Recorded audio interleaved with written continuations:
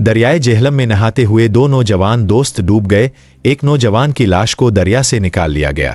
ये अफसोसनाक वाकया जेहलम में बाग महल्ला के करीब दरियाए जेहलम में पेश आया, जहां दो नौजवान दोस्त नहाते हुए दरिया में डूब गए।